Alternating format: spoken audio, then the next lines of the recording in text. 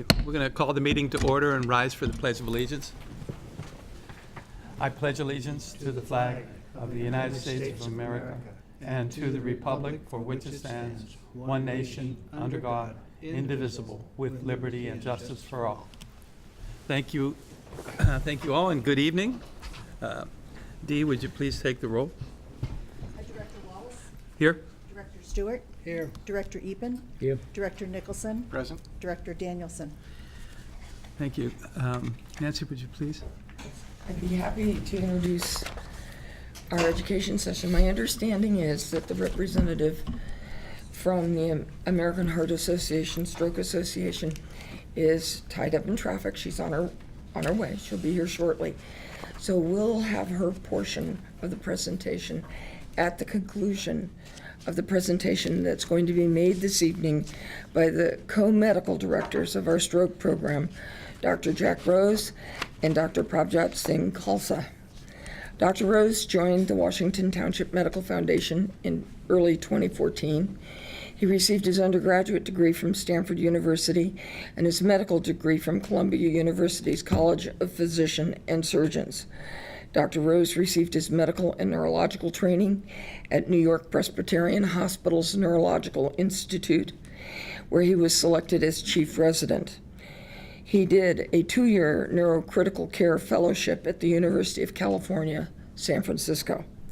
He is an expert in neurointensive care and cerebral vascular disease and was among the first 100 physicians in the world to become board certified in neurocritical care. He is also board certified in neurology as well as vascular neurology. Dr. Rose's experience and leadership augments Washington Hospital's comprehensive stroke and neurosurgical programs, especially in cerebral vascular neurosurgery and interventional neuroradiology.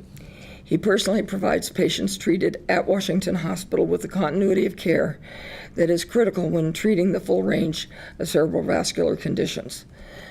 And as I mentioned earlier, he's co-medical director of our stroke program. Also speaking this evening is Dr. Khalsa, and he too is an expert in neurology and clinical neurophysiology and has been in private practice in Fremont since 1995. He's board certified in neurology as well as clinical neurophysiology by the American Board of Psychiatry and Neurology. He's also board certified by the American Board of Electrodiagnostic Medicine. He's co-director of our comprehensive stroke program. He obtained his undergraduate degree at the University of California, Berkeley, and his medical degree at Rutgers Medical School in New Jersey. He did his residency in internal medicine at the University of California Davis program at VA Medical Center in Martinez, California, and his neurology residency at the University of California East Bay program. Dr. Khalsa completed his fellowship in clinical neurophysiology at the University of California East Bay program. In addition to treating patients with cerebral vascular conditions at Washington Hospital, he also treats patients with epilepsy, movement disorders, and conditions involving spine and peripheral nervous system.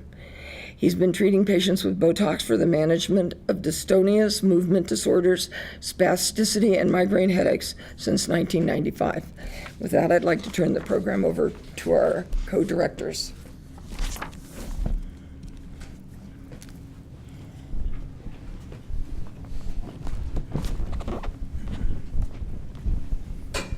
Dear members of the board, Ms. Nancy Farber, I'm going to present to you today update on the calendar year 2017 with regards to our stroke program. And following my presentation, Dr. Rose will present his slides.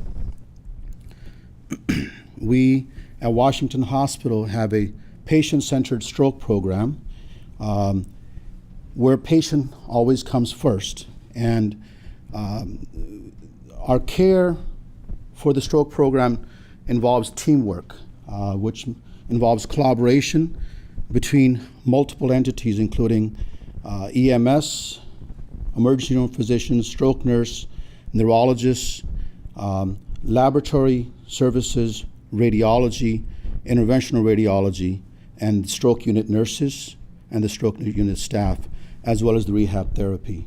Our focus in the stroke program is to treat patients as early as possible. So our target stroke goal is always from patient arriving in the emergency room door to treatment with IV TPA or whatever treatment we have within less than 45 minutes. Our compliance with the guideline measures for the stroke program has done well over the calendar year 2017. We've consistently met our goal of reaching our goal of 85% throughout all the performance guidelines. In 2017, we treated more than 75% of the patients with IV TPA within 60 minutes or less.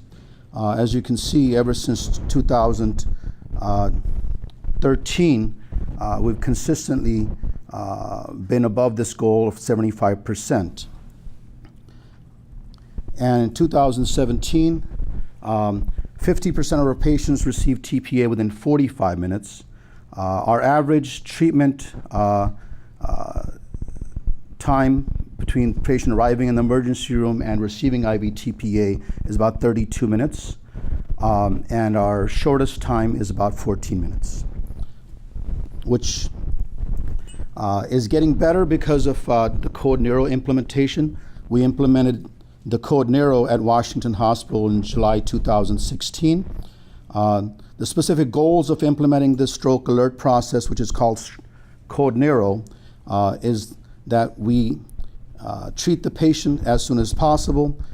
Patient arrives in the emergency room, sometimes walk-in, sometimes as EMS. We want the patients to call 911 as soon as possible so we can get them in quickly. If the patient's symptoms onset was within 6 hours of their arrival, we start a Code Neuro. They need to have measurable stroke symptoms. The response team is immediately alerted, which includes the stroke nurse, respiratory therapist, transport team, emergency department staff, emergency department physician, lab, CT tech, and the neurologist. Most of the time, we get a very good response and we're able to treat the patient immediately. And ever since implementing this Code Neuro protocol, let me just show you. Let's see. We have a comparison between when the Code Neuro is called versus up here as the green, and when Code Neuro is not called. And if you notice that consistently, when Code Neuro is called, patients are able to arrive to the CT scan consistently very earlier, significantly faster. Their arrival for the emergency room physician arrival to see the patient immediately is much faster in patients where Code Neuro is called versus when Code Neuro is not called. There's also faster arrival of lab results consistently across the board when Code Neuro is called versus when Code Neuro is not called. With regards to compliance, we also want CT scan of the head read within 45 minutes of patient's arrival in the emergency department. And consistently, we're getting very good results.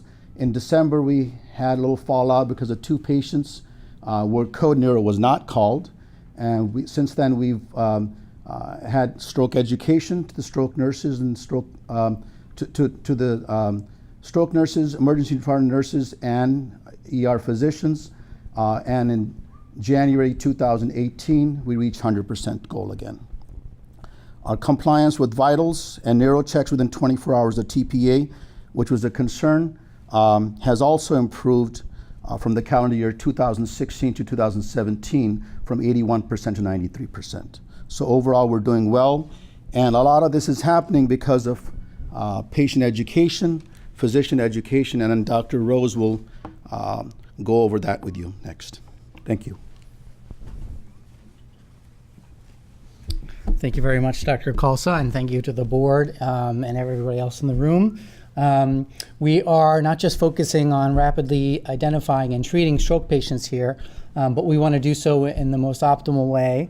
And one big approach that we have to achieve excellent outcomes for all of our patients is to educate the patients, our community, and our staff about stroke and its treatments, and have performance improvement projects that are based on the optimal care of our stroke patients, and we want to relay these projects and goals and as much information as we can to the community and our physicians and other healthcare providers. And so in terms of patient education, we spend a lot of time educating patients that have had a stroke, that are hospitalized for stroke, not just the patients, but their family and their friends who are there. And we give a stroke education booklet to every patient and family member who comes into our hospital that has had a stroke or a warning sign of a stroke. We do one-on-one education by our nurses at the bedside, often at a daily basis with our stroke nurses and our non-stroke nurses who are taking care of these patients 24/7. We focus also on educating patients about rehabilitation strategies, not just during their stay in the hospital, but after discharge from the hospital. We have a diabetes educator that is called in for patients that have diabetes and that is related to stroke. We have pharmacists that come in to give pharmacy education about medications that are newly being prescribed, especially nowadays when patients on average are on many different medications. And we also develop an individualized plan of care for all of the patients that focuses on their unique risk factors, reasons for their stroke, and optimal strategies to prevent future stroke. We also spend a lot of time, and this is a personal passion of mine, to educate our staff, our physicians, our nurses, our respiratory therapists, our rehab physiatrists, and all the healthcare providers that take care of our patients. And so we have, over the past year, increased the frequency of which we give an educational conference. In fact, we just had one this afternoon prior to this meeting, where we discuss interesting cases. It's called the Neurovascular Case Series. It used to only be given once a month, but I've now increased it to twice a month. And that's also helped our attendance at these lectures. And I've also focused on making this a little bit more academic and providing a lot more data from the literature to scientifically support our program. Dr. Thomas and I also give a quarterly neurocritical care grand rounds, which often but not always focuses on stroke patients. Dr. Kalsa and I, as well as our stroke nurses, often or occasionally will meet with the group of ER physicians who are on the front line of the care for our stroke patients, and to go over new guidelines, new data from the literature, and new recommendations, and also for quality assurance and program feedback.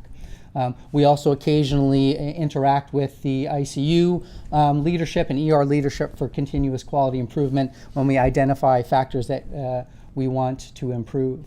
We also have an upcoming Advances in Neurosciences Symposium this fall, and at least two of the talks will be stroke related. And we're also focusing on educating new stroke nurse hires that come into our program. And like Dr. Kalsa mentioned, we also team up with EMS, not just to take care of each patient, but we work close to them on a larger scale basis. We work with them to co-sponsor stroke alert days. We're invited and often try to attend quarterly meetings with the local EMS chapters. We actually have to quarterly submit our data about stroke to the EMS. And there are different types of opportunities to provide stroke education to our EMS providers and vice versa. We also, one example of this is in 2017, we provided stroke education to 40 new EMS providers. So we helped educate new EMS staff about the optimal identification and management of stroke patients identified in the field. For example, we gave out all of the cards with this mnemonic of FAST, which are the mnemonic that we teach people about how to recognize stroke in yourself or your bystanders. F being face, if someone's face is drooping, A being arm, if their arm is drooping or they can't move it, speech, S being for speech, if their speech is slurred or they can't speak, and T, this critical issue about time. The faster you can identify a stroke and get that stroke patient to the hospital for treatment, the much better their chance of good outcome is going to be. We also have a stroke support group here, which is a fantastic program here that our hospital provides, and we have had these as ongoing monthly meetings since 2007. And the objectives are to provide education for patients or family members who have been affected by stroke, to improve social interaction with patients who are recovering from stroke and their families, and to schedule social events and annual trips, and to serve as a resource for the community. And we don't just have our stroke nurses meet with stroke survivors and their families, but we also have guest speakers during some of these meetings, and that includes speakers from the gamut of comprehensive stroke care, including occupational therapy, palliative care, physical therapy, dietary, speech therapy, social work, and pharmacy. We also do a lot of community education regarding stroke. We have a monthly stroke education series that goes over risk factors for stroke, how can we prevent stroke, what is involved in recovering after a stroke. We put on an annual stroke awareness day, and we have events such as a screening for hypertension, diabetes, and atrial fibrillation and carotid narrowing to the community, which was very well attended this past year. We do other types of community outreach. We co-sponsor Concert in the Park series, Stroke Alert Day at the Fremont BART. We also have a hospital-owned cable TV network that focuses on health education and will occasionally focus on stroke. We give different types of community presentations for our caregivers, and recently we have partnered with ABC Channel 7 as part of a community education as well as a marketing strategy in order to better educate our community about stroke in general and the outstanding care that we can provide here at Washington Hospital. That's called Bay Area Healthier Together, and I'll share with you the website link a little bit later. And again, just to reiterate how important is the topic of community awareness about stroke and how we can recognize stroke and get patients quickly to medical attention. And most of that focuses on educating as many people as we can about the early signs of stroke and how to recognize it and to get patients that may be having any of these symptoms: sudden numbness, sudden confusion, sudden trouble seeing, sudden trouble walking, sudden severe headache without an obvious cause. You get somebody 911 to the hospital. Don't drive yourself. Don't drive your loved one. Call 911. Don't try to self-diagnose. Call 911 if you're not sure. And certainly if you are very concerned that someone's having a stroke, you really should call 911 right away. And to learn more about our stroke program and all these various topics that Dr. Carlson and I have mentioned, you can visit our website, www.whhs.com/stroke, and also the Bay Area Healthier Together is a very easy website to remember. It's just bayareahealthiertogether.com. And I can actually click on that potentially and it would show up to show you what that looks like. And if it doesn't,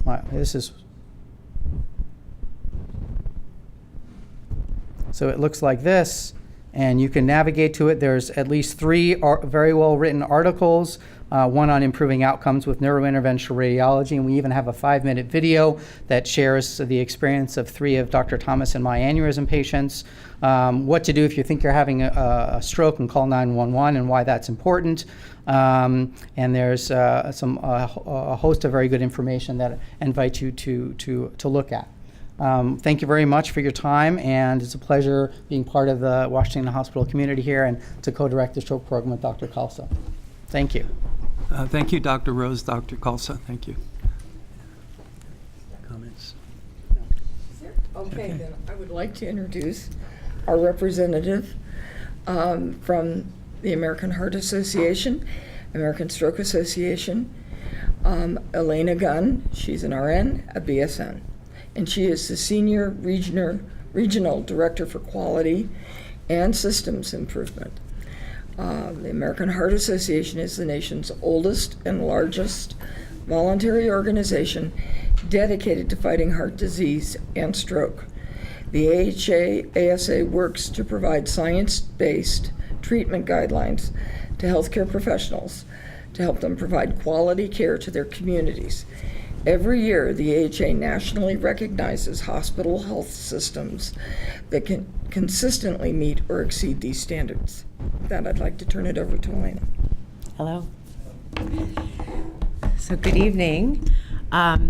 It's my third time here, so it's my third year in a row that I get to come and present this. It's not your third award, it's I think 10th or something like that. But I wanted to acknowledge, first of all, that this is the highest level award that the American Heart Association gives for stroke care. So stroke is the #1 cause of long-term death and disability. And the goal for the American Heart Association is to provide health equity. We really want everyone to get the best care they can, no matter where they are. And so we like to acknowledge excellence and consistency in excellence. And so what this award is, it's a long award. It's the 2018 Get With the Guidelines Stroke Gold Plus Target Stroke Honor Roll Elite Plus. And what this recognizes is that for 2 years or more consistently, Washington Hospital has maintained or exceeded the expectations for best practice. And best practice really means getting the patients the treatment they need as fast as possible. This doesn't start from the moment they walk in the ER. This begins from before they call 911. As you can see, education in the community is part of stroke care. And so from the moment they call 911 or know to call 911 till the moment they go home, what this award shows is that consistently every single person who touches that patient does the best care that they can. And I think that's pretty remarkable. It's very challenging in a healthcare environment where staff changes a lot, and situations and staffing and all kinds of things move around. So to maintain consistency in care, it's the difference between someone walking out of the hospital or someone not ever walking again. It's the difference between someone being able to go back to work or to go to a graduation or a birthday party or a family event and not being able to do that. So it isn't just about data, although that's the world that we live in, but it's about the quality of life. And so I really want to thank everyone that's part of this program for continuing to be committed to the care in this community. And everyone who works at this hospital is able to know that if their friends and loved ones come in here for stroke care, they're going to get the best care they can get every time. And so thank you for your commitment. And it is my honor to present the 2018 Gold Plus, Get With the Guideline Stroke, Gold Plus, Target Stroke Honor Roll Elite Plus award to Washington Hospital Healthcare System. This will be, in addition to this plaque, this will also be, the hospital will be named in the 2018 August edition of U.S. News and World Report, the Best Hospitals edition, and at the International Stroke Conference, which is in Maui in February, there is an award ceremony where the hospitals are named by name. So thank you again and congratulations.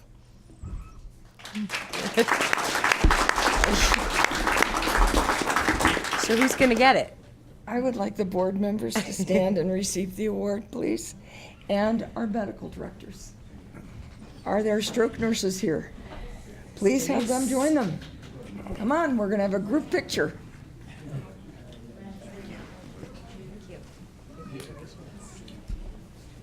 Let's get up there. Have everybody there. We're going to have to direct traffic and get everybody closer together. There we go. Come on, ladies. Yes. Come on. Get in the front. Come on. What a great looking crowd. This is wonderful. Perfect. 1, 2, 3. Roll. Ready? 1, 2, 3. Thank you so much. Thank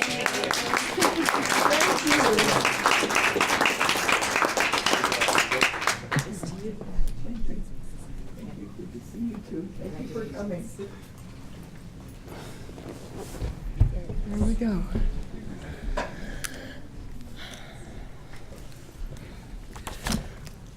Well, I'm not doing anything in February. I mean, you know. Let's go to Maui. Just kidding. I'm afraid that qualifies as out-of-state travel. Oh, yeah, I was kidding. Okay, we're going to move on for the consideration of the minutes of the meetings noted. Can I have a motion for that? So moved. Second. Okay, we have a second. Dee, please. Director Wallace, Aye? Director Stewart, Aye. Director Epen, Aye. Director Nicholson, Aye. Director Danielson. Okay, that motion passes. All right, is there any oral communications tonight? There are not. Okay, so Dr. Killaroo, good evening. Good evening, thank you. We have 5 new applicants for consideration. Dr. Harleen Dial, Family Medicine, Dr. Garima Gandir, Internal Medicine Hospitalist, Dr. Natalie Tet, Critical Care Medicine, Dr. Nicholas Phillips, Family Medicine, and Dr. Michael Ross, Anesthesia. And of them, Dr. Gandir and Dr. Tet are asking for temporary privileges.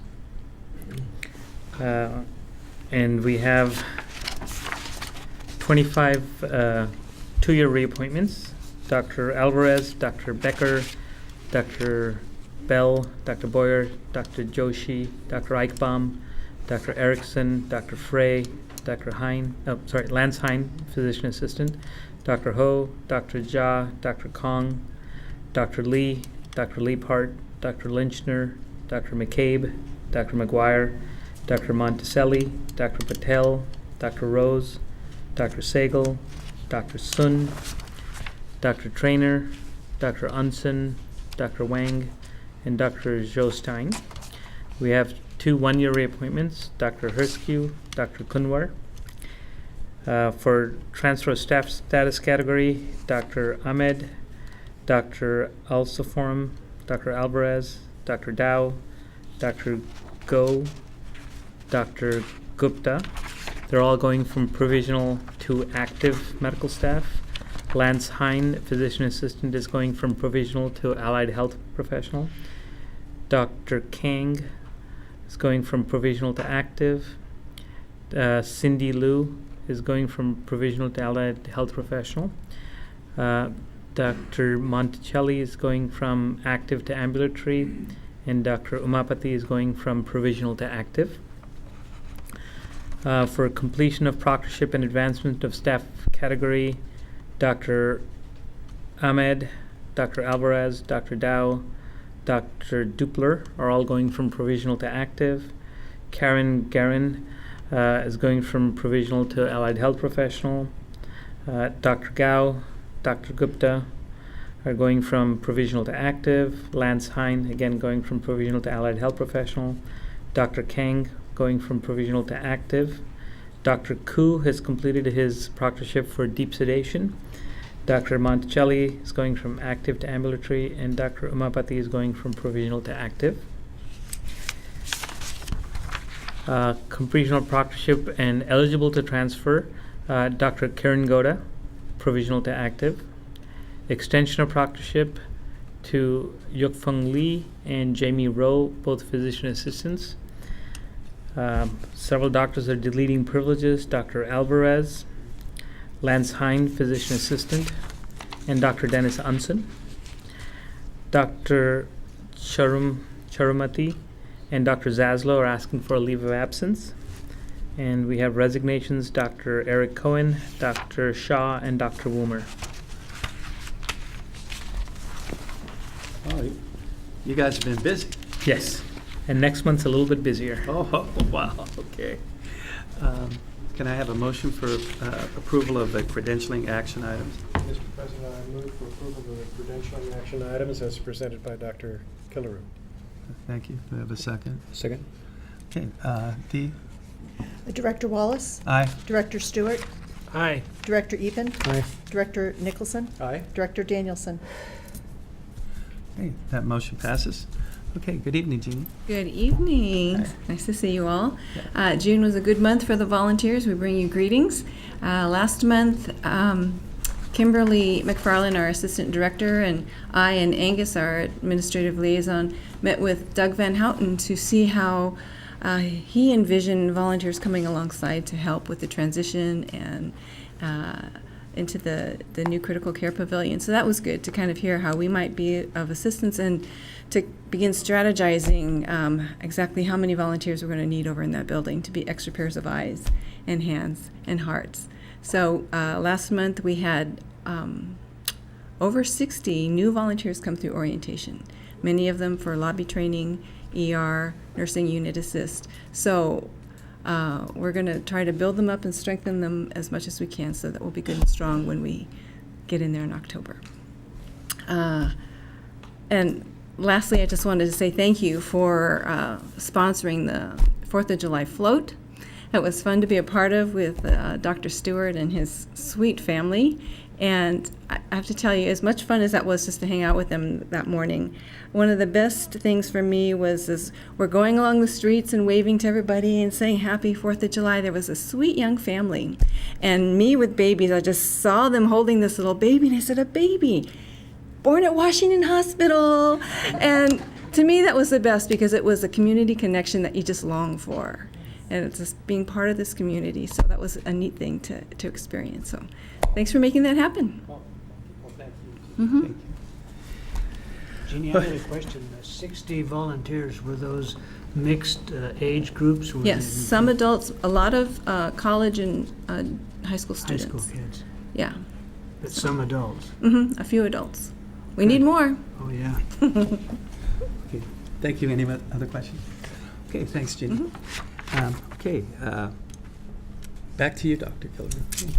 So we have a total of 584 members in the medical staff, of which 348 are active, and we have another 68 provisional active members. I think we hit a peak at 600 a few months back, and we have another 8 coming up next month, and I think we're going to be coming back towards that number.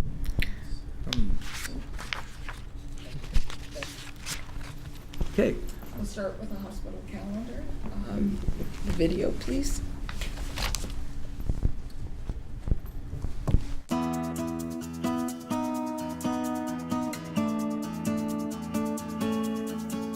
Past health promotions and outreach events.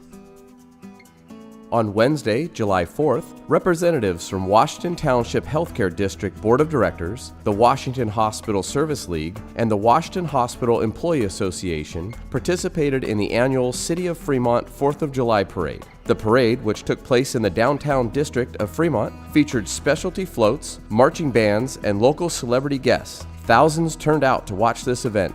Washington Hospital was a sponsor of the parade. On Tuesday, July 10th, as part of the Caregiver Series, J.B. Goodyear, Spiritual Care Coordinator, and Father Jeff Finley, Palliative Care Coordinator, presented Codependency and the Caregiver. 29 people attended. Upcoming health promotions and community outreach events. The 2018 Central Park Summer Concert Series, presented by Washington Hospital Healthcare System, will kick off on Thursday, July 12th. This free 6-week concert series is open to the public and will be held at the Central Park Performance Pavilion on Thursdays from 6 to 8 p.m. Washington Hospital will be providing health information and health screenings during this 6-week concert series. On Tuesday, July 17th and Wednesday, July 18th, from 3 to 6 p.m., Washington Sports Medicine is hosting sports physical clinics for high school students. Student athletes from all sports in the Fremont, Newark, and Union City areas are welcome. Each student will receive an assessment and physical to ensure they meet the California Interscholastic Federation requirements in order to play sports. Medical Director Dr. Russell Nord, along with other providers from the Washington Township Medical Foundation, will provide the examinations. Athletes will also receive orthopedic screenings by certified athletic trainers. The events will take place at Irvington High School and Kennedy High School in Fremont. The cost is $20. All proceeds will be donated back to the schools for their sports medicine programs. Also on July 17th, from 6 to 8 p.m., Dr. Jeannie Ahn, nephrologist, will present Chronic Kidney Disease, Frequently Asked Questions. On Thursday, July 19th, from 7 to 8:30 p.m., as part of the Women Empowering Women series, Dr. Victoria Liepart, gynecologist, will present Navigating Health and Aging, discussion on preventive screening. On Tuesday, July 31st, from 6 to 8 p.m., Dr. Catherine Dow, cardiologist, will present Atrial Fibrillation, What You and Your Family Should Know. On Thursday, August 2nd, from 7 to 8 p.m., as part of the Diabetes Matters program, Anna Mazet, registered dietitian and certified diabetes educator, will present Indian Asian cuisine. This presentation will explore modifying traditional recipes to make them healthier without losing their distinctive flavors. On Tuesday, August 7th, from 6 to 8 p.m., Denise Lynch, RN and Stroke Program Coordinator, and Elisa Curry, Physical Therapist and Rehab Clinical Programs Coordinator, are presenting Recovering After a Stroke, a Patient and Family Guide. This seminar will provide an overview of the recovery process following a stroke, including home adjustment and physical conditions after a stroke. Did you know patients with peripheral vascular disease, PVD, have a higher rate of early mortality? Today, approximately 50% of patients who have PVD also have vascular blockages elsewhere in the body. The risk factors for PVD are similar to those for heart disease and strokes: aging, family history of cardiovascular disease, smoking, diabetes, high blood pressure, and high cholesterol.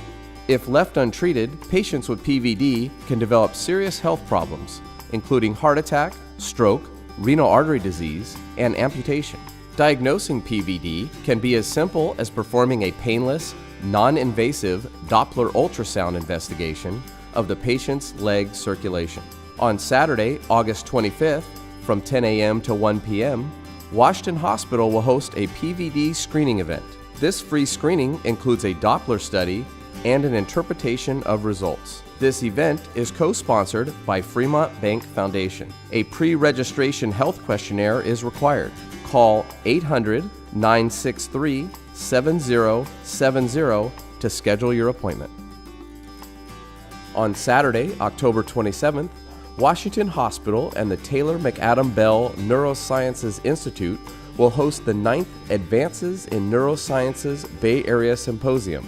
Internationally recognized experts will discuss a wide range of topics, including management of opioid dependency, minimally invasive spine procedures, brain mapping technology, concussion, and advances in technology, care, diagnosis, and treatment. The program coordinators are Dr. Sandeep Kunwar, neurosurgeon, Dr. David Larson, radiation oncologist, and Dr. Moses Tagioff, neurosurgeon. Speakers include Dr. Eddie Chang, neurosurgeon, Dr. John H. Chi, neurosurgeon, Dr. Richard Fessler, neurosurgeon, Dr. Jamshid Jagar, neurosurgeon, Dr. Jonathan Katz, clinical neurophysiologist, Dr. Sharon Shah, neurologist, Dr. Mark Schumacher, anesthesiologist, Dr. Sharon K. Singh, neurologist, and from the Washington Hospital, Taylor McAdam Bell Neuroscience Institute, Dr. Sandeep Kunwar, neurosurgeon, Dr. Eldan Eichbaum, neurosurgeon, Dr. Jeffrey Thomas, cerebrovascular and neurointerventional surgeon, Dr. Jack Rose, neurointensivist. This symposium is intended for clinical providers. To register, call 510-791-3417. Bay Area Healthier Together. Washington Hospital and ABC7's Bay Area Healthier Together programming continues to raise awareness and educate the public about health issues and healthcare resources. In the month of June, Bay Area Healthier Together featured the UCSF Washington Cancer Center, Precision Medicine, and the Importance of Cancer Screenings. More information is available at bayareahealthiertogether.com. The Washington Hospital Healthcare Foundation Report. On Saturday, October 13th, the Washington Hospital Healthcare Foundation will host the 32nd annual Top Hat Dinner Dance. This year's gala will be chaired by Marcia Badella, Dr. Carmen Akawili, Medical Director of the Intensive Care Unit, and Dr. Kadir Halimi, Medical Director of the Emergency Department. The trustees of the foundation have designated the proceeds from this year's Top Hat Gala towards the support of the new intensive care unit in the Morris Hyman Critical Care Pavilion. To reserve seats at Top Hat or inquire about sponsorship opportunities, please call the foundation at 510-791-3428. The Washington Township Healthcare District Board of Directors Report. Washington Township Healthcare District Board members attended the City of Fremont 4th of July Parade. Internet and social media marketing. Washington Hospital's website serves as a central source of information for the communities the district serves and beyond. The hospital's About WHHS was June's most viewed webpage with 36,865 views. The hospital's social media presence is measured through total reach and engagement stats. The total reach statistic represents the number of people who saw a Washington Hospital Facebook post. Social media posts may reach a user via a newsfeed, which is most common, a user's page timeline, or via a direct link to a hospital post. The engagement statistic represents users who liked, commented, shared, or clicked on a Washington Hospital Facebook post. InHealth, Channel 78. During the month of June, Washington Hospital's cable channel 78, InHealth, captured new programming including 2 health and wellness programs titled Fun Fresh Summer Foods and Preventive Screenings, a Voices in Health program on antimicrobial stewardship, and a Diabetes Matters program called iHealth.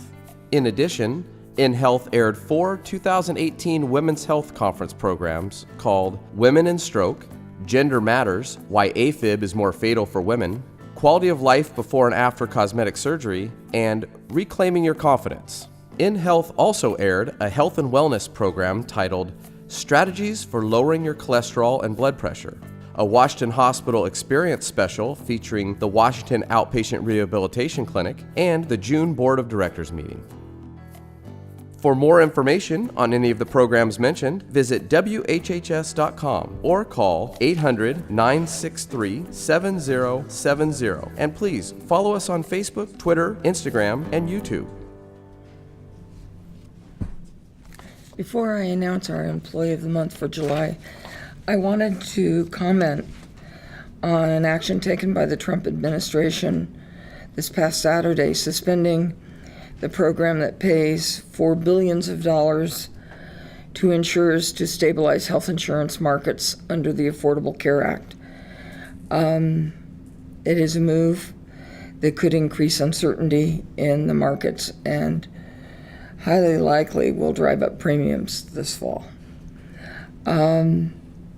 Insurers under the Affordable Care Act were reassured by the federal government that should they be enrolling large numbers of unhealthy people in their programs, that they wouldn't be experiencing the downside of that there would be stabilizing funds provided to the insurers, so there would not be disincentives to enroll people in their programs. With this change, I think it's highly likely that you will see risk aversion on the part of the insurers, and there will be people that won't be able to secure health insurance at any kind of a reasonable price going forward. And I think it will substantially affect all of the markets across the country, not in any one state, but nationwide. The dismantling of the Affordable Care Act was not able to be accomplished wholesale, so they're doing it piece by piece where they have administrative authority to affect policy or budget allocations. So they are withdrawing the payments that were made to the insurance companies to kind of stabilize the market. I don't see how it could have anything other than a very adverse effect on the average consumer. To a happier subject I'd like to turn, and that is our July Employee of the Month, Harjinder Kaur. And she is a social worker and a crisis case manager. She has one of the toughest jobs in the house.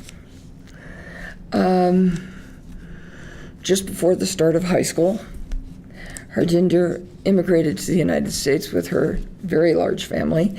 She's one of 5 children, and she took on a role similar to the case manager she would later become, she explains, because she ended up helping her parents by making medical appointments for them and for a sister who has Down syndrome. And she came to those appointments, sometimes acting as a translator and sometimes as the healthcare advocate. When the time came to choose a field of study and a career, she considered law, finance, and business, but none of those classes called to her in the way that her sociology classes did. She says, when you work as a crisis manager or a social worker, you are contributing to the well-being of a community member. I never felt excited about anything else. This type of work came naturally to me. I think she found her calling. She earned her master's degree in social work from Cal State East Bay. She joined Washington Hospital as a continuing care coordinator in 2011. She is both a social worker and a crisis case manager. As social worker, she's assigned to one area of the hospital. As a crisis case manager, she can be asked to see patients throughout the hospital, but she predominantly works with the emergency department staff. And when I said she had one of the toughest jobs in the house, it was referring to this assignment in particular. Physicians, nurses, and of course patients appreciate her kind and empathetic approach. As passionate as she is about her work, she may be more so about her coworkers. She says, we have an amazing team. Sometimes one of us may be working on a challenging case when it is time to leave, and this would be difficult in some places, but at Washington Hospital, I have complete trust that the next person will do just as good a job. We all believe in the patient-first ethic. Clearly, she is exactly who we want working for us. The most challenging part of her job is helping patients or family members make difficult decisions. She knows that the right choice is not always the easiest choice, and I'm sure the clinicians in the room understand that. But this challenge is made easier by the full support she feels from the nurses, the physicians, and management who all ask, how can I help? The most rewarding part of her job is knowing that every day she and her other members of the patient care services team give 100% effort to the patients, and on most days the outcomes are very gratifying. She and her husband, Gurukbal, enjoy taking family trips with their 2 children. She has a 4-year-old boy and a 2-year-old girl. For their 8th wedding anniversary, they went to Cancun and recreated a photo that had been taken on their honeymoon. So now they have 2 photos in the same beautiful spot, one of a couple and the second of a family. I think she's very proud of that. I think that we're very lucky to have her working here, and so are our patients. So I congratulate her on her award as Employee of the Month. Thank you. Thank you. Okay, we're going to move into the lien report.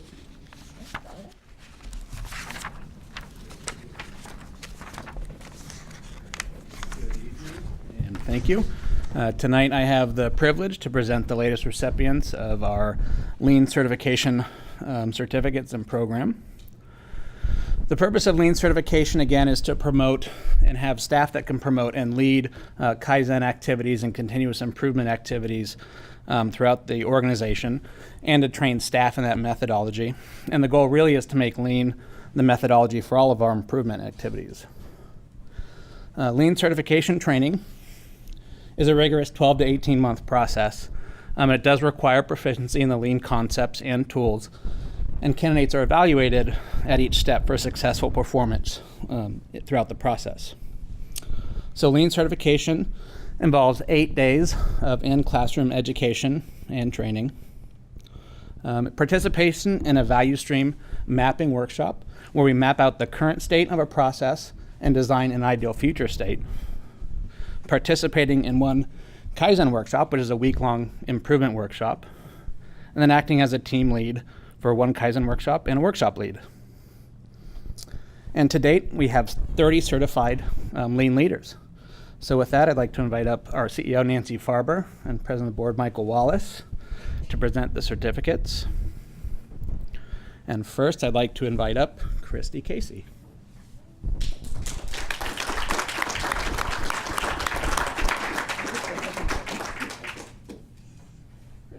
Congratulations and thank you. Please come stand between Mike and I. Yeah, I can get that.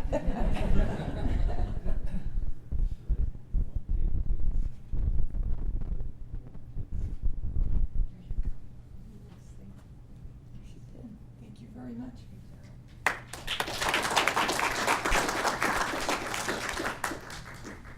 And next, I'd like to invite up LV Bilar.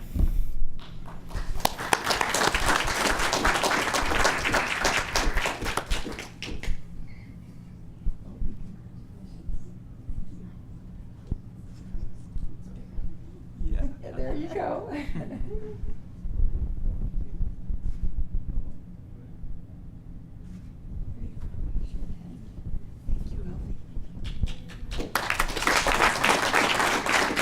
Thank you.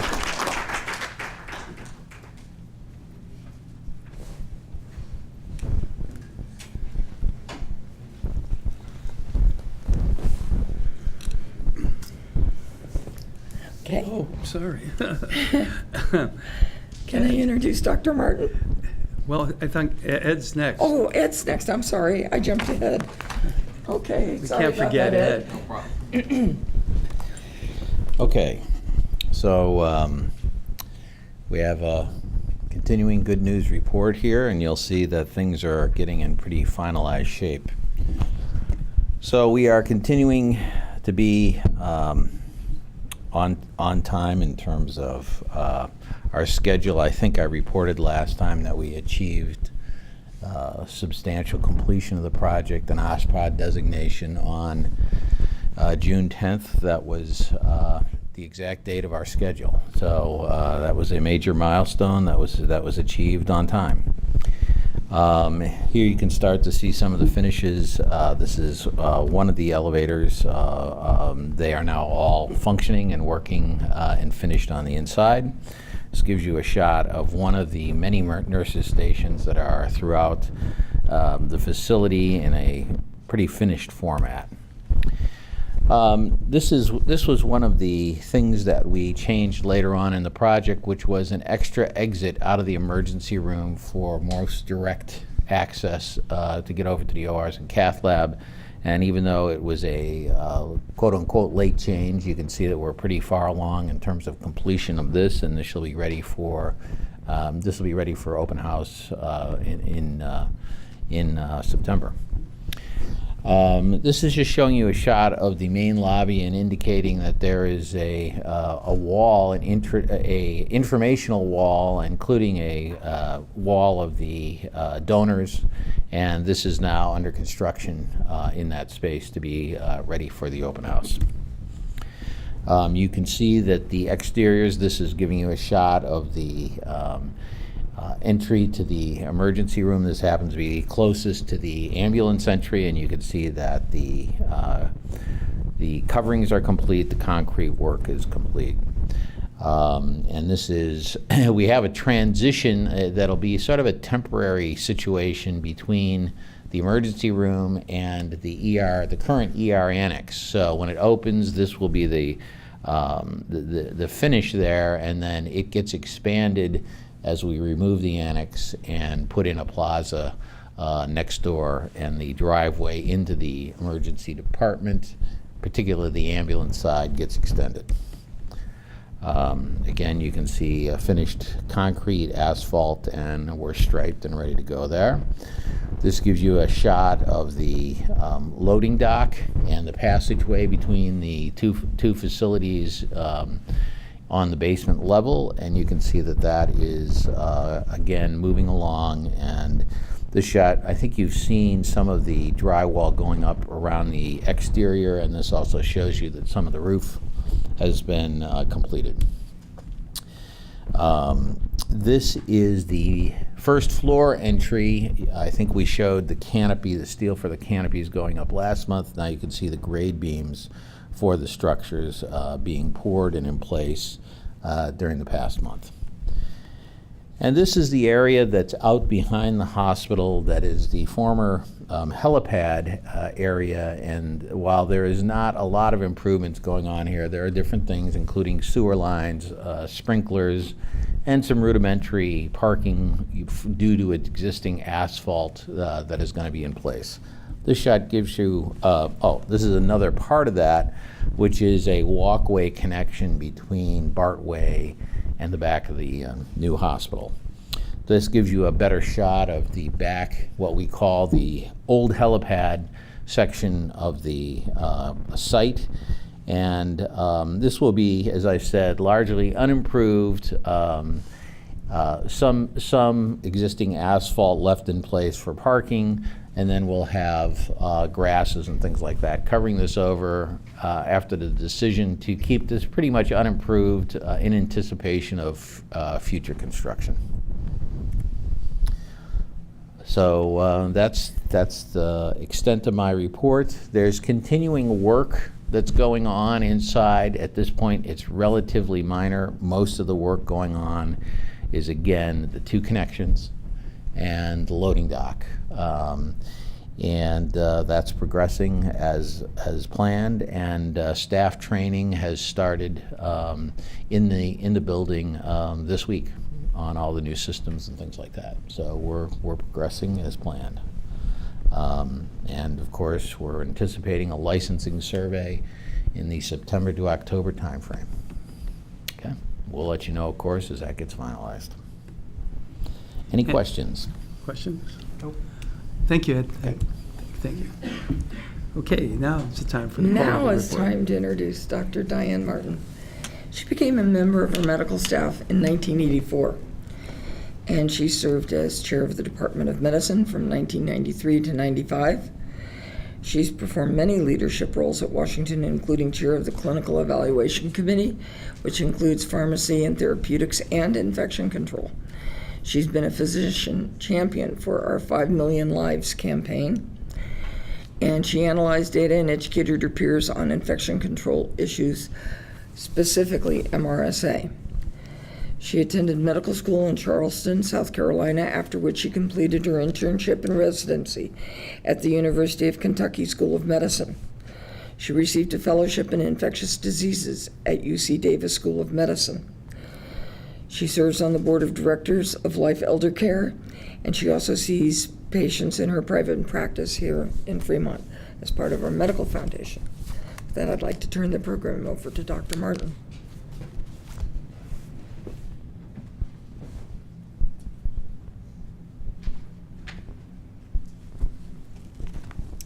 So thank you very much. This is a great honor for me to be able to present our work, and I hope you'll enjoy it and ask questions as we go along. So this is the mission statement. Most of our work is based on what CMS and Joint Commission have defined as our core elements. So we put together a mission statement to try to embody that, and our major focus is focusing on education, both for patients as well as for families and visitors and our staff. What we want is a lot of interaction between our staff and our group, and also try to minimize any adverse outcomes, maximize improvement for all of our patients. And unfortunately, resistance is a tremendous problem that we see with the antibiotic use. Antibiotics is a resource that we have that's very precious. Just like in California, we're very consistent about resource utilization for water. It's very precious and very limited. So are the antibiotics. There are some new ones that are coming down. I'll show you a couple of those, but we want to use what we have to the best advantage, make sure it's there for us when we need it. So this was the Joint Commission elements. We've done the organizational priority. I'm very happy when I go to meetings to tell people how much support we get from our administrative staff in terms of our CEO, the board, and the nursing staff, because a lot of hospitals struggle with that, and we fortunately have a lot of support, and it's been very encouraging to see the support that we get. So we've done education to staff and prescribers. The in-house education is something that the Joint Commission wanted to relook at, so they pulled that one off. And then the core elements is what I'm going to go through with you tonight. So one of the core elements is prospective feedback. So this is where the pharmacist on the floor, each of the units, looks at patients individually to see where we can optimize. So they look, and you'll see the biggest one right now is dose change and using pharmacy protocols. Further down, you'll see the streamlining, which is the 165. That's the area where we would really like to focus some improvement. And that's an area that I think we can make the biggest impact on, and that's one that we're prospectively going through. So we've done a lot of dose changing, a lot of pharmacy protocol. Now we want to start working on basically streamlining our antibiotics. You'll see the next one that we've been working on. This was almost not on the chart last year, so it's not very big, but it's a lot better than it was last year, was recognizing patients that come in with allergies, specifically penicillin allergy, because we recognize that penicillin allergies for some people can range anywhere from something like nausea to very severe, and that piece of information is quite important when trying to decide which antibiotic we want to use. So that information the nurses get, and we put it into the charts. We also can do allergy testing for someone who says, well, I may have had as a child, but I'm not sure what my reaction was. We can do allergy testing. If the patient's not allergic to penicillin, then penicillin is safe to use. Our continuity of care is where we're doing the dosing, like reduction for patients who have renal failure. We do protocols for dosing vancomycin based on patients' weights, and then adding drugs where needed. So you can see our target, we're looking at our inpatient days of therapy. So this is totaling up the amount of antibiotics that we're using per patient day, and it's based on 1,000 patient days. Our goal line was 875. We've been able to come under that. We're down to about 815. This is done nationally, and it's also looked at regionally. So the West Coast is a little different than the East Coast. But nationally, this is the standard that we're using. So another thing that the pharmacy is doing that's one of the core elements is a pharmacy-driven intervention. So the pharmacy looked at 7 different antibiotics that are equivalent in terms of usage between IV to PO. And we put this through the medical staff and pretty much got agreement from all of those to proceed with this, and we've done it for several years now. So what the pharmacist does on the unit is to look at each patient that's on one of those 7, work with the nursing staff very closely, because we obviously want to make sure the patient's able to take oral well. So if they're still a little bit post-op from surgery or having other difficulties, stroke patient that can't swallow, we look at that. The nurses give us very clear feedback on where we can make these interventions. So our goal was originally about 35%, and we've been able to convert up to about 45%. And you may say, well, why is this a big deal? You're just trying to save money. Well, yes, but we also find that oral antibiotics are less likely to induce resistance as it would be IV. It's also much safer. We're not putting in an IV line that could get infected. We're not causing trauma to, unfortunately, people who don't have a lot of vein access where it's easy to put in IVs. So we're actually pushing our patient first ethic on top of trying to save money and follow where we can to make sure that we reduce resistance on every avenue that we can pursue. A couple of our protocols and guidelines, we've been looking at our antibiogram, and this is done annually and it's available for the nursing staff and the pharmacy staff and the medical staff. And it shows in our institution where our resistance patterns are. It looks at different organisms, different staff, different gram negatives to see what our resistance is. So if a doctor or ER or nursing or pharmacy is looking at a patient trying to decide, I've got an infection, what's my best, strongest antibiotic to use for this patient, the antibiogram will help. So it's inpatient specific. A lot of people want to use this for outpatient. You can use it for outpatient, but this is specifically for our inpatient dosing and treatments. The other thing we've been looking at is C. difficile. So a lot of you probably heard a lot in the press and advertisements about how bad C. diff is. It's bad. So we've had a protocol that we've had for several years about how to approach patients who have C. diff, patients in general who have diarrhea. Our protocol was very specific, but we had trouble getting the nurses to kind of come on board with this. So we've done a lot of education with the nurses as well as the physicians to try to get them on board with this. The National Society that we use for epidemiology changed a little bit of that this year. So it's the Society of Healthcare Epidemiology of America. We call it SHEA, S-H-E-A, SHEA. So SHEA came out with guidelines that are newer ones. And right now we're doing what we call a gap analysis. So we're looking at the guideline that we have, the guideline that they recommended, and seeing where we can shift our protocols and our guidelines. And this is in process. So once the antimicrobial stewardship has gotten it into a working form, then we take it through the nursing groups and make sure that we get their understanding and their buy-in and often their critical comment about how this can work. Because we want the people in the units who are actually using these guidelines to participate in the guideline decision making, because we want to make sure that this is actually going to work for the nurses that are working directly with the patients. So our algorithm is currently in process. The other thing that we're working with in the lab is we have a new microscan, which is going to be very different because there's been a lot of disagreement between the FDA and what we call CLSI, which is the Clinical Laboratory Standards Institute, about what we consider a break point for sensitivity. So at what dosing is an antibiotic sensitive or resistant? And there's a lot of disagreement. Finally, FDA decided to allow us to use CLSI. So our new microscan machine will be looking at this.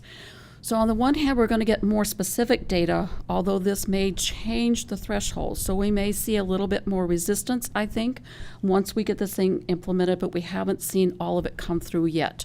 They've had consultants working with the antimicrobial stewardship as well as with the lab. Dr. Levin has been very strong and helpful in this and is also part of our committee to make sure that we get this thing up and running properly. So for an example, a urine culture may be just a plain bladder infection, or maybe urine sepsis, where the infection has spread not just from the bladder, but to the bloodstream to the entire patient. Those patients we look at quite differently. So again, the sensitivity is going to be looked at quite differently.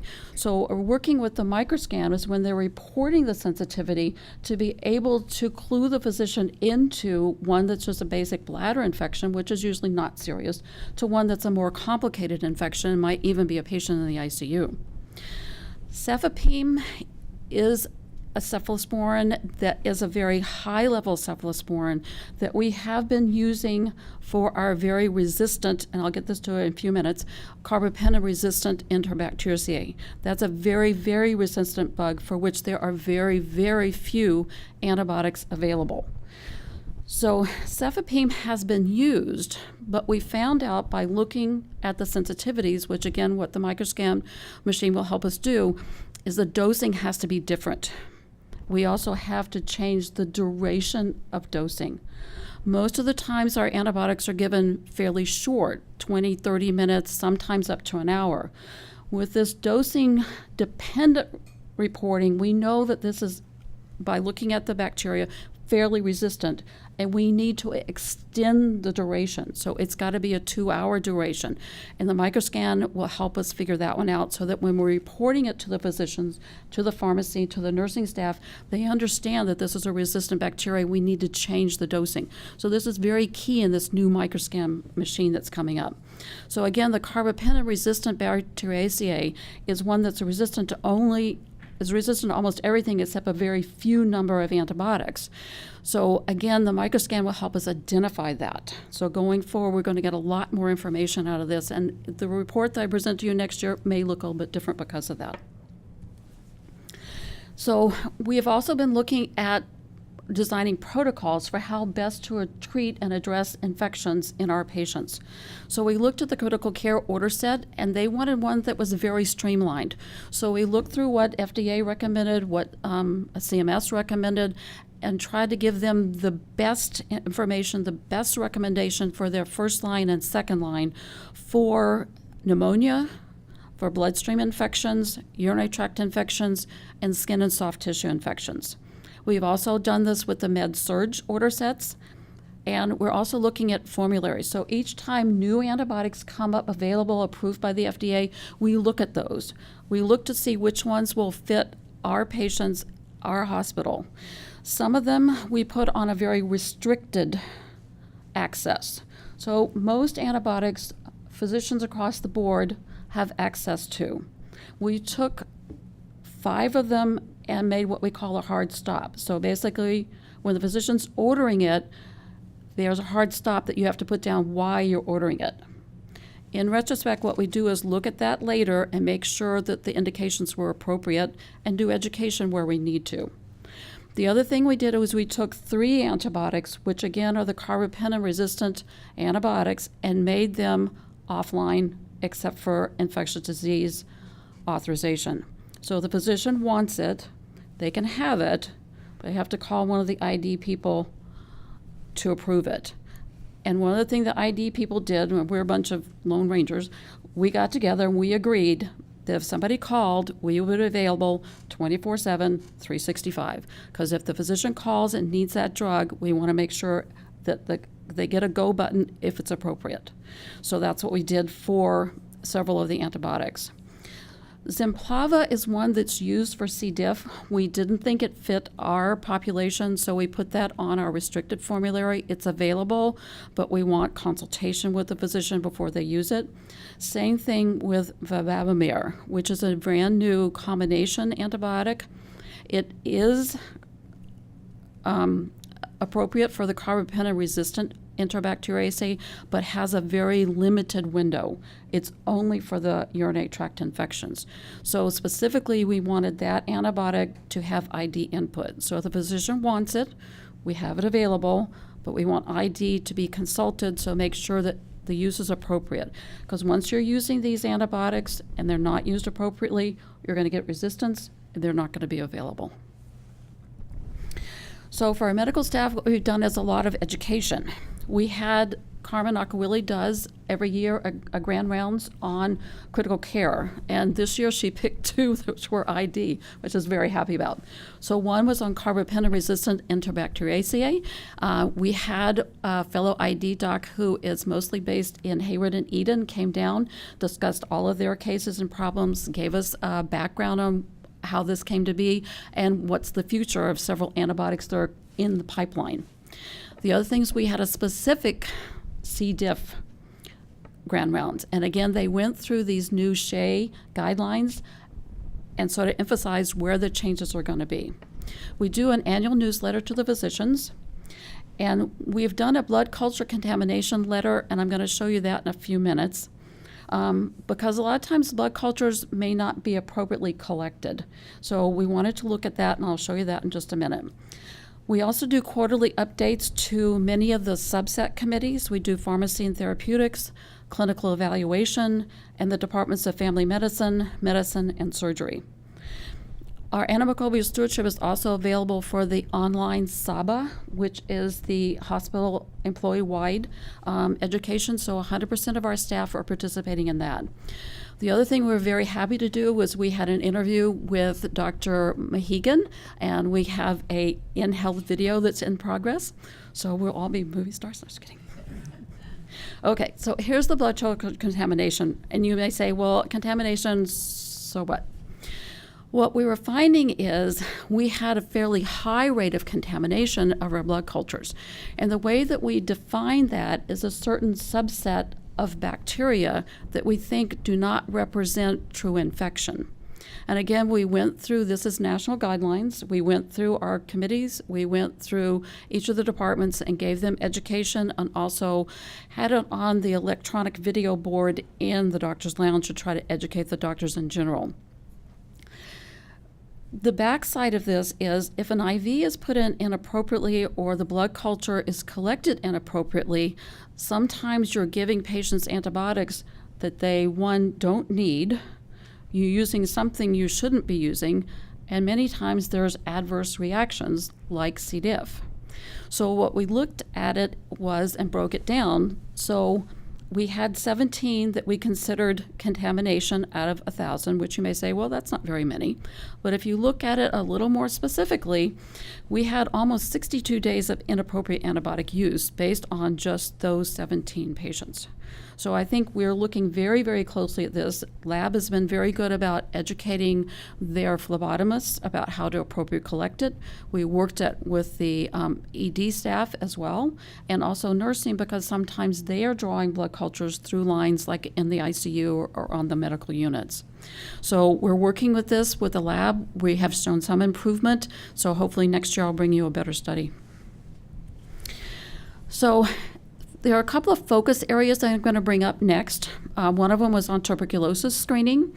In our district area, we have 1/3 of the cases in Alameda County of tuberculosis.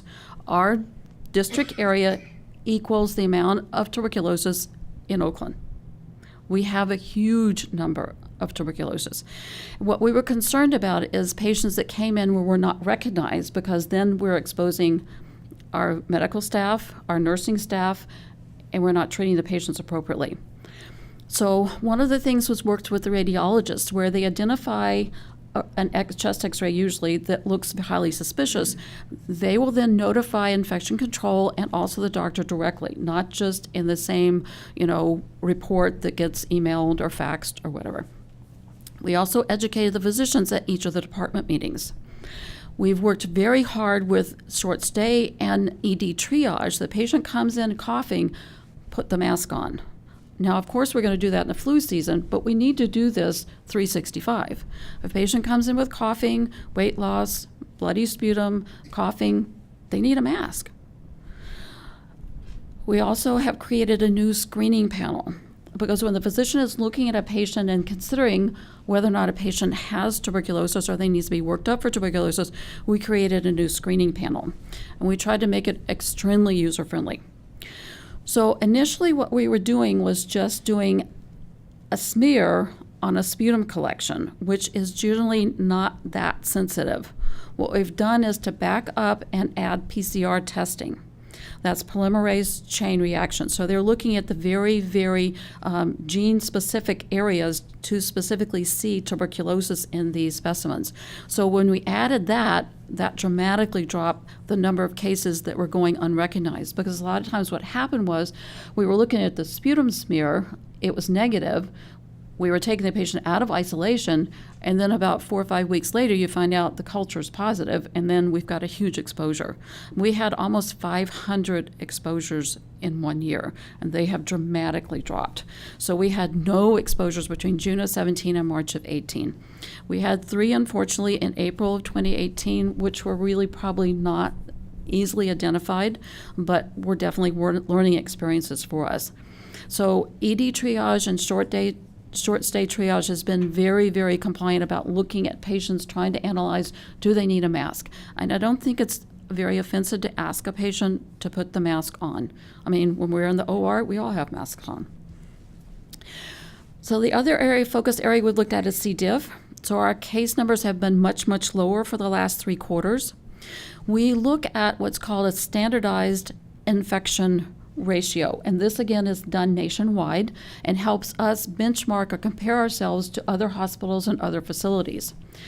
So we are also tracking the times that these specimens are collected inappropriately, and we're now running at about 1%. So we've definitely improved things by educating the microbiology staff. We have a big poster up so that when they're looking at the specimen, can they make the cut that yes, this is appropriate to test, no, this doesn't need to be tested. And we're also recurrently educating newly hired people that work in the lab. We've also been working very, very hard on making sure that we're doing hand washing. So hand washing is a huge issue, and we're definitely working on harder to get people compliant with hand washing. Again, streamlining the antibiotic use. I mean, C. diff comes almost exclusively from inappropriate antibiotic use. So if we're using an antibiotic and we don't really need it, or we're using more than we need, this is a huge adverse reaction and causes huge amounts of difficulty and discomfort for our patients because they end up being hospitalized, they have tremendous diarrhea, and some of them get intensively sick.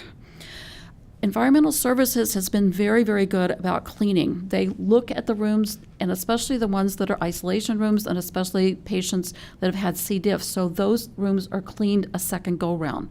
We monitor what we call ATPS testing, which looks at the proteinaceous material. So it doesn't give you the bacteria, so it won't look at staph versus C. diff. It just looks at how much material is left behind after cleaning. So they're very compulsive that if something doesn't pass the test, they go back and do it again. So this is our C. diff rate. So we are so happy to finally get down. The national guidelines are 0.8 to 0.7, and we're right there. Now we got there, we have to stay there. Questions? Wow. Well, on behalf of the board, we can't thank you enough for all of the work that you've done. Thank you. In particular, the C. diff.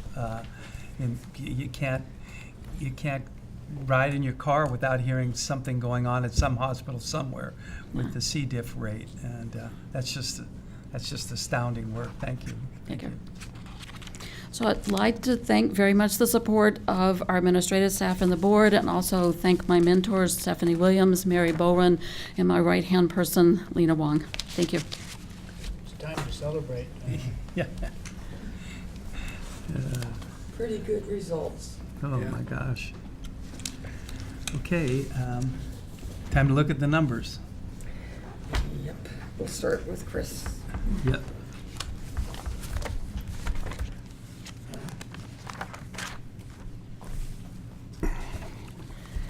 Okay, good evening. Tonight we'll be looking at the operational and financial results for Washington Hospital for May. And moving into our operating indicators,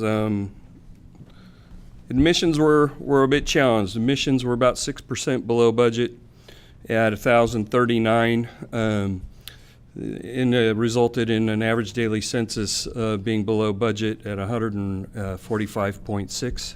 Sorry, that admissions number was 1,012. Patient days for the month were 822 below budget at 4,514. Our outpatient observation days trended lower as it has all year at 147, and our average length of stay for the month came in at 4.47. We had expected 4.93. So, between the lower admissions and the lower average length of stay, that results in our lower patient days and our lower average daily census. Looking at utilization, case mix index for the month came in lower than we've seen the last couple of months at 1.459. We had 130 deliveries in the month, again, trending lower than we expected in the budget, but higher than we've seen the last couple months. Surgical cases were 21 below budget at 375. That included our joint replacement cases that actually came in above budget at 14. Neurosurgical cases were right on budget at 28. Cardiac surgical cases came in 2 above the budget at 12. And our the balance of that being leveled out by general surgeries were actually below budget for the month. Cath lab procedures for May came in 7 above the budget at 335. Our non-emergency outpatient visits were 23 above budget at 7,481. And the emergency room recorded 4,237 visits against a budget of 4,612 for the month. Quick look at the cath lab activity. Cardiac and peripheral vascular procedures pretty much neck and neck for the month, followed by our non-vascular interventional radiology procedures, neurointerventional procedures at 2% of the volume. Looking at productivity, management did a great job again responding to the lower census. Productive full-time equivalents for the month came in 108.6 below the budget at 1,216. We had 151.8 non-productive FTEs for the month, giving us total FTEs that were almost 910 below the, 110 below the budget at 1,367.9. Full-time equivalents per adjusted occupied bed, which is our productivity measure, came in at 6.79, not quite down to the budget at 6.42, but management worked really hard to flex the staffing down. And we'll see that when we get into the financials. And speaking of financials, first we'll look at our Governmental Accounting Standards Board presentation. This is the presentation we're required to use for our audited financials. Total patient revenue in May came in $9.7 million below budget at $169,923,000. Contractuals for the month came in below budget at 76.1%. We did have some help on that number.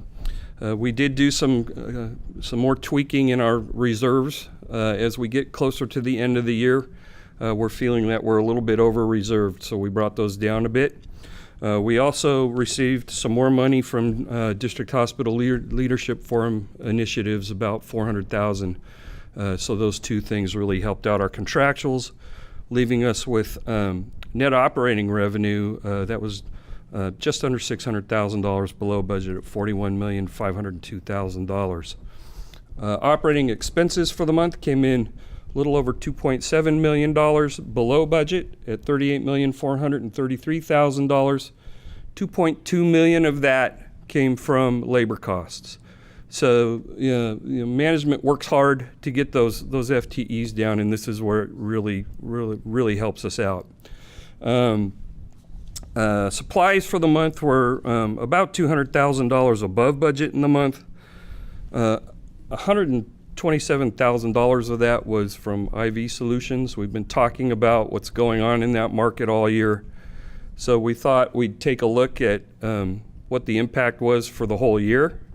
So for the whole year ended June 30th, we paid $869,000 more than our contracted rates for IV solutions due to the saltwater shortage.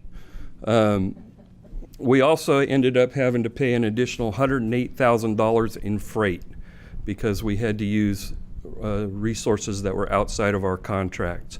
So, it's almost $1 million coming from one of the most common things we use here in the hospital with this, which is saline solution. Strongly suspect these are artificial shortages. And, the price is the price. You can't hang an IV bag without saline and plastic bags. But all year long, we've had shortages. You just can't get them through your regular pre-negotiated supply contracts. Isn't that strange? Yeah, and when they got their production situation resolved, then we had a shortage of plastic bags to put it in. So it's been something. Anyway, we ended up the month with an operating bottom line that was almost $2.2 million above the budget at $3,069,000. Non-operating income for the month also came in above budget, about $423,000 at almost $2.2 million. That largely driven by an unrealized gain on our investments. So we ended up May with a total bottom line from a GASB perspective, $2.5 million, almost $2.6 million above budget at $5,262,000. Quick look at our Financial Accounting Standards Board presentation. This is the way financial markets might modify our financials when they take a look at us. Our operating bottom line doesn't change at $3,069,000. They do pull out our general obligation bond tax revenue, which is the money that we use to service our general obligation bonds. And that unrealized gain on our investments to come up with non-operating income pretty close to budget at $375,000 from a FASB perspective, and a total bottom line of $3.444 million. So are there any questions on May? Looks pretty good. Yeah. Now we'll talk about June. The preliminary results for the month of June show that we had gross revenue of $169.3 million, about 4.4% below budget. However, above June a year ago by about $594,000. Inpatient gross revenue was $125 million below budget, but still slightly above June a year before. The outpatient gross revenue of $44 million was above budget by $262,000, also above June a year ago. In terms of the major drivers of revenue variance, inpatient surgical services volume was below budget by 16.3%, including neurosurgical services volume that was below budget by 6%. This drove surgical services revenue below budget by $2.6 million. Room and board revenue was below budget by $2.3 million, or 6.5%. That was driven in part by lower length of stay, and observation days were also below budget. Those are not necessarily bad problems. Deliveries of 122 were below budget by 45. This drove birthing center revenue down by $1 million. Overall, lower level of activity drove ancillary services revenue below budget by $1.2 million. When I started having month after month of these lower than expected activity results, started to take a look at what's going on in all the other hospitals around us in Alameda County, and they're all down too, every last one of them, by a similar factor. Key census statistics. Our average length of stay of 4.5 was below budget. Our budget had called for 5.8. The average length of stay was 0.4% shorter than June a year ago. Outpatient observation days were 45 below budget at 136 days. A year ago in June, they were 11 below. We were 11 below a year ago in June. Average daily census of 157.9 was below the budget of 169.2 by 11.3. This was, I think, impacted obviously by our inpatient surgical volume and our deliveries being lower than expected, along with a lower length of stay. They all kind of fall together that way. Our admissions were 5 in number above budget at 984, but they were 21 fewer than June a year ago. Patient days of 4,736 were below budget by 339, and 51 below June a year ago. Surgical cases in June numbered 385. They came in below budget by 13 cases. Inpatient surgeries were 51 in number, below budget. Outpatient surgeries were 38 above budget. Joint replacement surgeries, in terms of surgical activity, were below budget by 10. We had a physician out of town. Joint replacement surgeries were 9 in number, below June of a year ago. Neurosurgical cases were below budget by 6, but they were also 6 cases above June a year ago. Cardiac surgical cases were below budget by only 2. That's, I think, a good performance there. General surgical cases were above budget by 5. Surprise, surprise. Cath lab procedures for June numbered 368. They were 26 cases above budget and 17 more cases than we saw June a year ago. Inpatient cath lab procedures were above budget by 28. They came in at 205, and they were 30 more than we had June a year ago.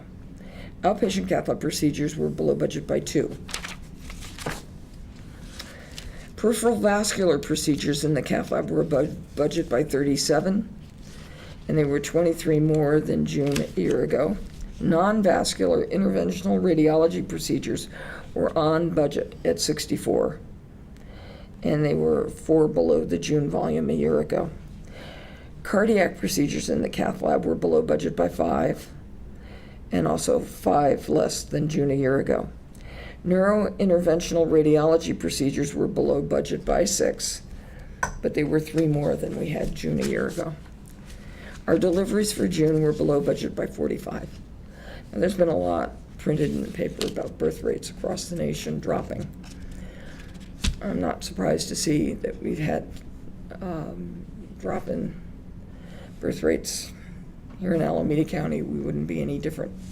I think that deferring decisions to have families, the expensiveness of raising a family, particularly in a metropolitan area like this one, are big disincentives for young families. Non-emergency outpatient visits of 7,110 came in below budget by 186. Cardiac rehab visits came in above budget by 90. Lymphedema clinic visits were below budget by 39. Short stay non-emergency room visits were below budget by 87. Infusion center visits were below budget by 148. The emergency room visits of 4,129 came in about 247 below budget. The emergency room activities in all the other hospitals are down, like ours. Productivity indicators. Our FTEs were below budget by 80.8. That's a 6.2% variance at 1,212.2. Non-productive FTEs were below budget by 8.3.